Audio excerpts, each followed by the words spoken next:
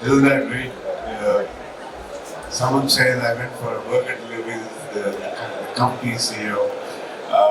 That is what customer delight is all about.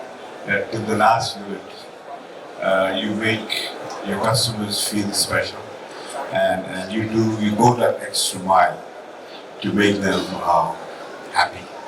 So it's all about that. Um, Before I start the session, what I would want to say personally, what I've learned in retail, about 34 years of retail across the globe, retail will always be touching hearts. So no amount of technology, no amount of IT, all those are tools that will help you. But at the end of the day, you have to touch hearts. Only then can you own that customer. Okay, with that thing in mind, let me take this session forward. We have specialists in different verticals. You already saw, I'm sorry, Vishal is there, Suman is there, Paul is there, Nitin is there, my good friend Mr. Srivastava is there as well. So all of these gentlemen have quite a diverse experience. The topic today is how retail is going to, how we going to deal with retail now and as we go forward. Okay, so it involves this minute going forward, 5 years, 10 years from now, and what are we doing to keep ourselves relevant as a retailer in times to come. So let me start with Akash. Yeah. So I think I come from a company called Raymond. We are a 99-year-old company who does fabric, apparel, home furnishing, and lot of other stuff. For a company that has survived 100 years in this country to remain relevant, I think we have to do a lot of things. And unless you marry technology with the conventional ideas, that is not going to happen. I'm sure there is something that has kept this company going, and then we are here standing at our centenary year. Stores of the future, one thing that I would really want us to implement, and we haven't even spoken on that till now, is the metaverse. I think it's a very immersive experience for consumers who would walk into our stores, and with the AR and the VR, the augmented reality and the virtual reality, when you put both of them together, people will have a very different kind of experience. The whole idea is that right from trying out a garment to making sure that how it looks like on you, all of that can be digitalized. It saves a lot of human hours. It saves the need of packing and repacking a lot of packaging material. So it's a very sustainable practice also. Something that we would really want to try. I know there are some brands who have opened stores in metaverse already, but it's at the tip of the iceberg. I think in the coming decade we would see more of it. So yeah, that's one trend from my side. Just one question for when I think of Raymond's, I think of bespoke tailoring. So what's the percentage of what we say bespoke and pret-a-porter, which is ready to buy from the shelf? So Raymond has, we have about 1,050 stores for the Raymond shop. We have the largest MBO in this country, any which way. Bespoke tailoring and the fabric constitutes the major portion of our apparel revenue. And that is where we have been market leaders for over 99 years. Then we also have a range of ready-to-wear that includes ethnic wear with the brand Ethnic that our CBO was presenting just before this panel. Then we have Raymond ready-to-wear Park Avenue, that's a very English style clothing for men. Then we have Parks, which is a very funky casual clothing wear brand. And then we have two more brands. One is Made to Measure. That's a bespoke tailoring, but then we do factory finish and not the tailor babu finish. So that's a very, very premium stitch brand. Perfect. I think next going would be Vishal. Hi.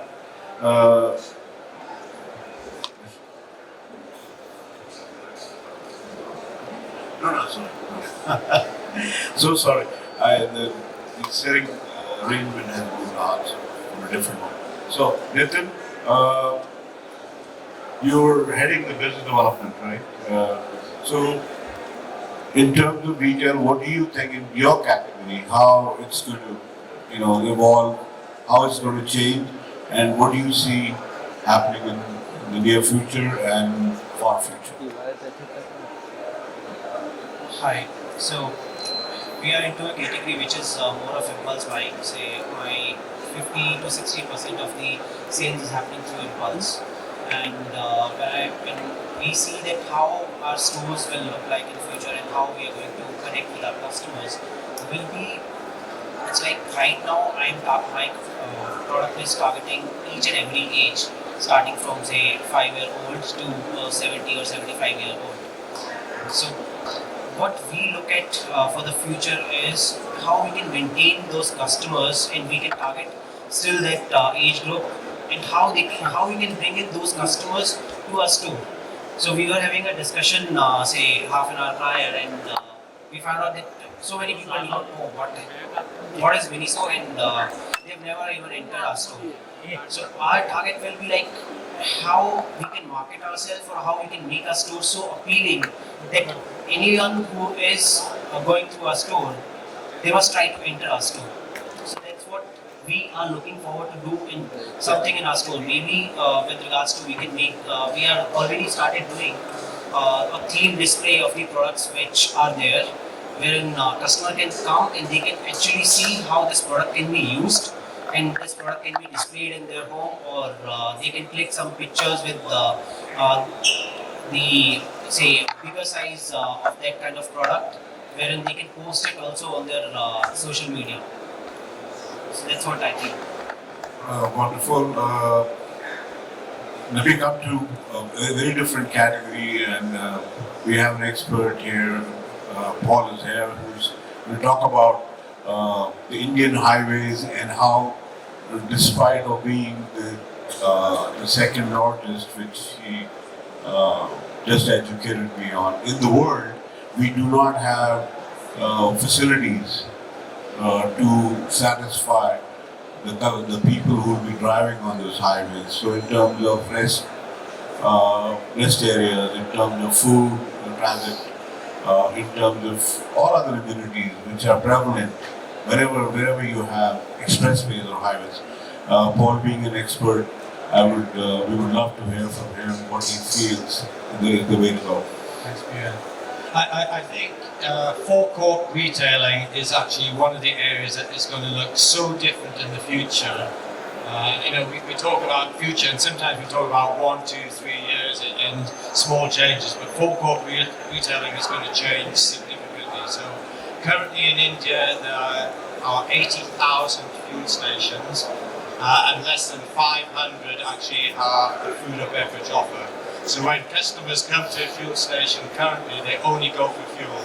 99% of the profit of those 80,000 fuel stations comes from traditional fuels. And as the world moves to actually, electric vehicle charging, people's lives become faster, they have less time to do some of the basic things. Forecourts are going to become a big part of how we actually meet those needs. Unfortunately, the majority of those 80,000 are very small footprint locations that actually can't accommodate the traditional fuels. So what we're doing as a company and how the market is going to move is very much around creating destination hubs where customers can actually get many products and many services, very much technology driven. So you can get your traditional fuels, you can get EV charging, but if it takes 30, 40 minutes to charge a vehicle, what are you going to do in that time? So food and beverage, work zones, being able to actually do banking, maybe have parcel delivery, laundry, all of those things are going to become part of a destination hub where all of those services will just make customers' lives a lot easier. And technology, not only from a customer point of view, but an operational point of view as well.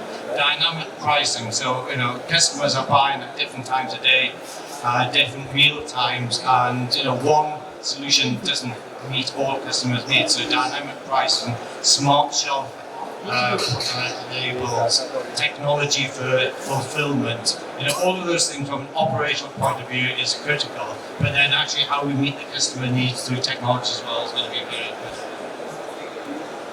That's great insights. What I feel is in terms of understanding the traffic, understanding how many vehicles go on that highway in a particular time and what kind of vehicles go.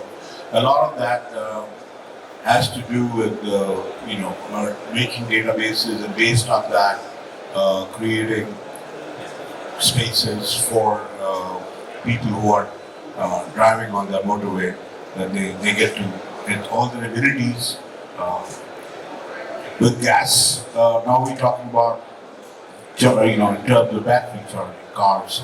I know for sure we don't have enough of stations where they can be charged, so that is the reason. And then there are many other issues with it, but then for now I just say battery, there is not enough in terms of density. Going forward, I'll ask Suman, who's they're into furniture and home furnishings, and that's a great category. People are everywhere buying houses and they want furniture. So, how do you feel, Suman? I mean, how are you making your category different in terms of for a customer to experience? Not just the experience, but all the way for him to go ahead and shop, make it attractive for him. What is that your company is doing? If you can put some light. Sure. So as my colleague delegates, everybody said that retail is evolving and day by day things are going to be changing a lot. But there will be three things always there in retail. One is retail is all about detail, that calculation, the detail of it, everything will be similar. There will be another point which is retail is all about customer experience, because if the customer experience is not set into a standard and does not evolve much, then the brand will actually get vanished. And the third and the most important point is retail is always there with four pillars. One is location, one is stock, one is manpower, and another one is the activities. Either of the pillar, if they move out from this structure, the entire retail will actually go down. So here, what we are creating is a sleep experience, home experience. So in your home, after a very hectic day, everybody has a very common one thing. If you are not very much insomniac, definitely you will have a good sleep. And even if you are insomniac, we are there to give you a good sleep with all of our new technologies which is coming up and already there in the system. We have started our business with mattress. Wakefit is the brand you have known about it, and people who do not know about it have seen in the television with Ayushmann Khurrana. We do this ad about this brand. And when you talk about mattress, you always think about a good sleep. But starting from that thing, we started catering into the furniture movement, and now we are having around 3,000 odd square feet stores where we are catering to enter home furnishing division. The USP, if you talk about Wakefit, we have other brands as well. There are a lot of competition brands, there are a lot of peer brands, and we cater to everybody else. But price point is a very soothing one for Wakefit. We have a very smooth operations because we have a master warehouse. From other warehouse to the small warehouses we cater, and from there we have PODs where we are expanding the store. So TAT towards the customer's house, it's very fast. So 7 to 10 days, whatever you order, and we are already there in the omni channel. So there is no price difference.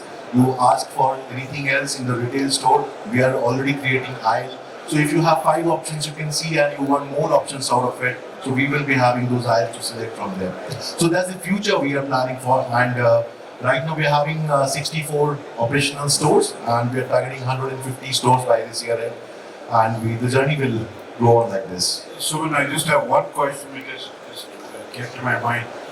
When you talk about furniture, you talk about wood. When you think about wood, it's trees. So in terms of sustainability, in terms of how are these, do you make sure that the furniture you guys are making, it's plantation grown, or it is, it's not randomly cutting trees? So, that's something which, at least to me, is very dear to my heart, that we don't, misuse our flora fauna and pass it on to our next generation. Very sensitive and good question, actually, I would say. So we manufacture everything, but we don't do it from our nation. So we procure a lot of things from Africa, from outstations where there is no limitation of it, and it is legal that we can actually use it for the business. So we have scissor wood, we have teak wood, we also have metal beds, we have engineered bed as well. So something which you can actually plug and play. So we have different materials what we are using, and as I answered that, we have the facility to take from outside. Thank you. Good to know. We are saving India. Yes, but I think we should save the world. Absolutely. We are one planet. We're all humans. This planet belongs to all of us.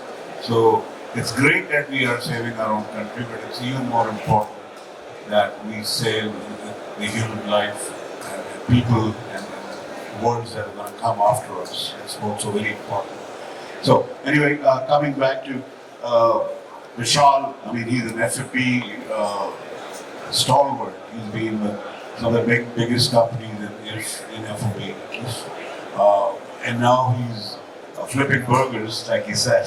I would like for him to put some light also on what future beholds and how is it evolving and how are you, I'm just trying to understand your customer, your consumer, his eating habits and those kind of things. Yeah. Sure, thanks. In fact, it's very coincidental that this panel today is giving roti, kapada, and makan, right? And obviously, you have Paul giving the petrol. This panel fulfills all needs. Coming to your question, Dheeraj, and the way as an organization we've evolved, and we're talking about future of our stores, right? Essentially, 5 years back when the organization started, we were a cloud kitchen company. And at some point of time, we felt the need that we need to have physical presence. And that's when we got into having retail stores. Talking then about the physical presence that we have, the endeavor always was to have increased dwell time for the customers, right? How do we do that? There are various ways and various touch points that we create in our stores where the customer is spending more time in the store. Like say for example in our flagship stores, we try and create an artwork which is an homage to that city. Right? It's interactive, right? So when we opened our store in Pune, we had an whole artwork talking about important monuments of Pune. To appeal to the younger customers, we have a Game Boy machine, right? So that, it's a little more interacting for the kids to come and play at the Game Boy machine, right? So these are all small touch points that we create within the store. And obviously the ambience is quite quirky, it appeals to the younger generation. So from a target audience point of view, we fulfill that need for our customer to say that whilst you can have the same burgers in the comfort of your home, we're trying to make it inviting and appealing for customers to come to our store and enjoy the same delicious products at our stores as well. So these are things that we are doing and we keep on evolving, right? Today if you ask me 5 years hence, how would a good Flippin burger store look like? I don't have an answer. Right? But we keep on evolving. So when we grew from a cloud kitchen to a physical store, we obviously brought about certain changes. So that's the way I think, the way we see the journey, at least on the F&B side. I was just thinking, we have two people here who can immediately start a business together, which is Paul here looking for, a convenience stores and taking care of that. And Flippin burgers, so. Well, I've already signed stores with Paul already. Oh, you have? Yeah. So you'll very soon see good Flippin burgers and BP Wonderful. Okay, since I'm meeting the panel for the first time, it just came to my mind that सबसे पहले तो यही पे मिला देते हैं because they're the right people. So, is there any question that the audience here? Sure. One second. Well, thank you. Actually, I just got curious. Why, being a burger joint, why do you want customer to spend more time at your outlet and reduce the number of turns? Because I'm assuming your store footprint size won't be that huge, and you would want probably people to just churn out faster. Am I missing something? Why would you want to? No, very valid question, right? And we somehow fall in a category where we are not finite, nor are we a QSR, Yes. right? So if I'm a QSR, I'm more concerned about table turns, right? And at the same time, I'm not a fine dine where I would have 1.5 hours of table occupied at the restaurant as well. The whole logic of trying to create an ambience which is conducive for them to spend more time at the store is to enjoy a wide range of products that we have. I mean, when you order on a Swiggy, Zomato, or on our channel, you would order a limited need that you have at that point of time. The idea is to have more food at our store by spending more time. Okay. Yeah. So basically your average order value tends to go up the more you spend time. Absolutely. Right. Thank you. Thank you so much. Thanks. I think that'll be true for any commodity, anything, whether it's food, wherever you spend time looking at, whether it's looking at the menus or looking at various styles of clothing or anything. When you get into details, you start connecting with that brand. That certainly is true. Anybody else? Any other questions? I have one for Paul as well actually. All right. Paul, If nobody else does, then I can go and. Okay, go ahead. So Paul, I just want you mentioned something interesting in terms of that now that more electric vehicles would be coming in. So I think for every time a car fills a petrol, that's a 3-4 minute job. But either when I have started seeing petrol pumps where they just sort of plug and play batteries now. Are there petrol pumps coming in the future where you have to wait till the time your car charges for 15 minutes and then you need to create an infra about what will people do in those 15 minutes? What type of electric vehicle charging stations would be coming up in the future? Yeah, so interesting. So I think I also look after while being in China, and in China 40% of the vehicles are now EV. So we're already seeing the evolution there much quicker than here. But depending on the type of charge you want, the price you want to pay will depend on how long it takes. But some charging can take 6-7 hours. If you look at taxi companies, the drivers are using the cheaper charge but taking longer time. But the majority of traditional passenger vehicles are taking 30 to 40 minutes to do a 70-80% charge. So in that time, as a customer, you don't have 30-40 minutes spare time in your life. So therefore, you've got to think about how are you going to plan your journey, how are you going to plan your day. And what we have to do is give you the solutions so that 30-40 minutes is actually valuable time, not wasted for you. So most people now don't eat breakfast, lunch or dinner at traditional times. Our parents, our grandparents always had breakfast at the same time, lunch or dinner. Now what we can do as a company is say, how do we give you a meal solution while your vehicle is actually getting charged? We opened one of our flagship stores just on Monday, which is very focused on EV customers. But when you're charging your vehicle for 30-40 minutes, you're not sitting in that vehicle, you're in one of our stores. So how do we make sure your vehicle is safe? So we've got CCTV cameras on the vehicle that you can watch while you're actually having a coffee in one of our stores. So we're trying to make the experience good in terms of a safety point of view, but also an experience point of view. We're putting really good, comfortable seating. We're putting chargers for your phone. We're giving you full barista style coffee, food, clean toilets, free Wi-Fi, all of those things that actually, so you can maybe work a little bit while your vehicle is charging. But 30-40 minutes is quite a long time out of someone's day. So we need to give you solutions. I like your first question as well. I could answer that one. I'd like to put a little bit of light. It so happens that I've been involved with a company which is, I'm a startup. It's called Charters. I was their mentor. They're based out of Bangalore. And 4 years ago, we thought how to solve this issue of charging stations. So initially, we came out with a first app which shows where the charging stations are. But then we found out that they are so far from each other that app is not going to help when they are away 200 kilometers. So we said, okay, you know what?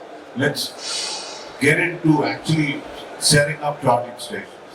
So we started this project of charging stations. Then we found out in terms of timing that there is, I mean, it takes so long depending on the battery, the size of the battery and all of that, that for a person, it should take the same amount of time like you go to a gas station, you go to a petrol pump and you know, put your petrol or diesel. So we figured out that there's another way which can do that. I don't know how is it possible technically, but if we have some sort of a standardization where you have ready batteries which are fully charged, where you go, you take your battery off, put the other battery in, and you're on your way. So, maybe you can make some extra charges for that. Charge a little more money, but people who are in a rush, who don't want to wait, you have a battery right there, you take off yours, and plug it in, and you're on your way. So, I mean, this was one of the solutions, and now that company charges, by the way, is they've tied up with Hero Motors, and they're working on that. It just came to my mind since it came up. Anybody else, anything else? Any of the panelists would like to say anything or share anything? Anybody? Please. Hi. So my question is to Akash. So Akash, since you have a tremendous experience in BD, what is the number one criteria that you look at when you sign a store? I think we keep talking about location.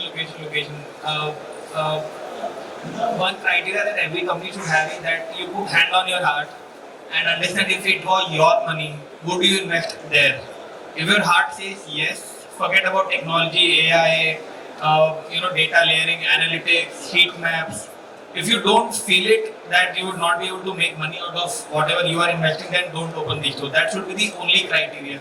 I think we get obsessed with technology, location, what other brands are doing, creating cohorts, and I'll not name them, large companies who do research for you, telling you the same thing that you know for sure. So just put this simple question to yourself: if it was your money, would you spend it here or not? And you will get the answer. In our case, it's always our money. So Yeah. So thank you so much. Thank you, the audience. You want to ask because they told me the time is up. We'll start charging the speakers. So, yeah, go ahead. What's your question? Say it loud. We can hear it. Small audience.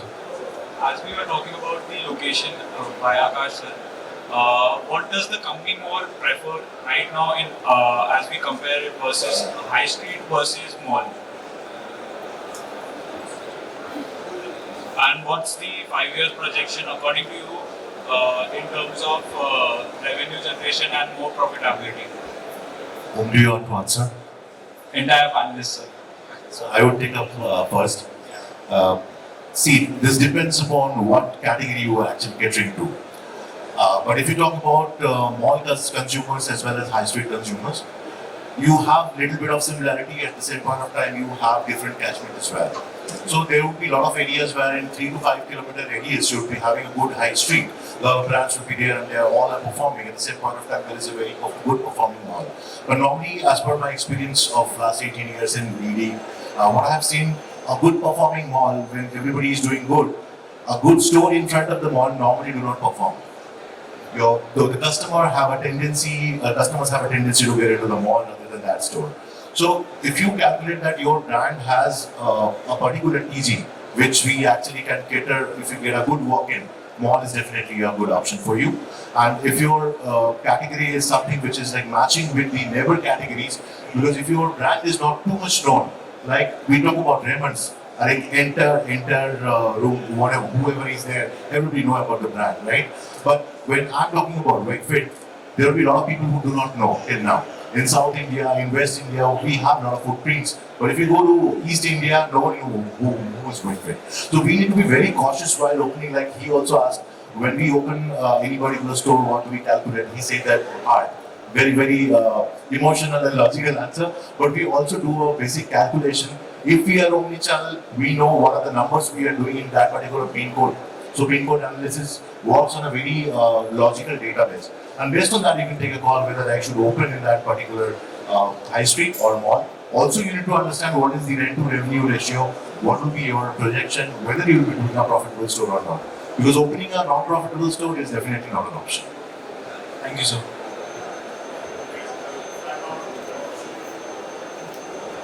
So thank you very much for being an interactive audience. I hope we were able to give some insights for you to carry home. Thank you again.